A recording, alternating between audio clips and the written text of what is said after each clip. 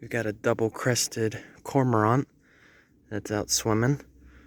Though they look very similar to the Anhinga, they actually have curved beaks, the cormorants. And they typically don't dive as deep as Anhingas do. They're more of like a surface swimmer. So it's really cool to just watch them. Gosh, and it's hard to keep up. They can swim pretty quick. And for another, all they have to push around is their weight. I have to push the weight of me and the kayak. Yep, they call it double-crested cormorant because when they're on display, when they're displaying, they actually have these features on their head that look like crests, kind of like something comparable to like the great horned owl. You know, they have like those features on their ears, but unlike the cormorants, they're not exactly ears. They're just like these projections, and they have one on each side of their head. So that's essentially how they get their name. But there are several different species of cormorants that exist in the natural world. Just in particular, we in Florida have the double-crested. And cormorants in general have a very wide distribution. You know, cormorants have been seen as far north as the Arctic Ocean. So it just goes to show, like, you can find them in Alaska, Canada, Newfoundland. Oh, look. There's another one that's up perched on the branch here. You can see its orange beak. Wow. That is so cool. Yep, they're just displaying for me right now.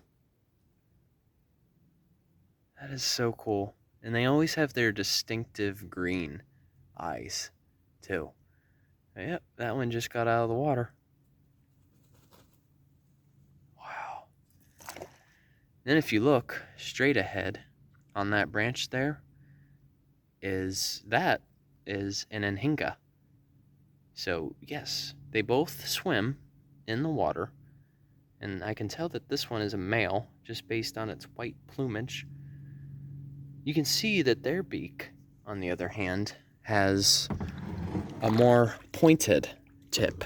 It doesn't have any curvature in their beak. So that's another way you can tell the difference.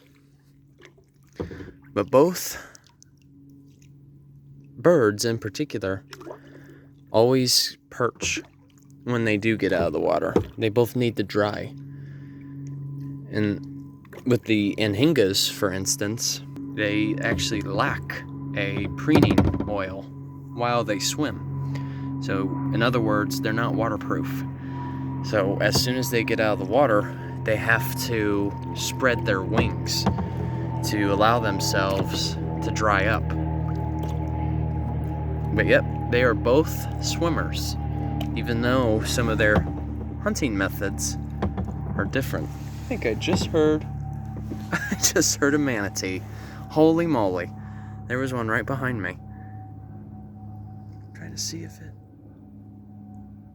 he's not popping up again. Dang it. Manatees, man, they can sneak up on you. Holy moly. But, and another difference you can tell with Anhingas and cormorants is the way they fly. So, typically, Anhingas, they actually have a tendency to do more soaring, whereas the cormorant, I'm trying to straighten out this kayak, whereas the cormorant, on the other hand, they kind of do like more bursts, and they don't soar. They might only fly for like a short time, and then they're already perching. So there you have it. That was a cool opportunity to take a video. And then hearing that manatee in the background. So, alright. Take care, you guys. See ya.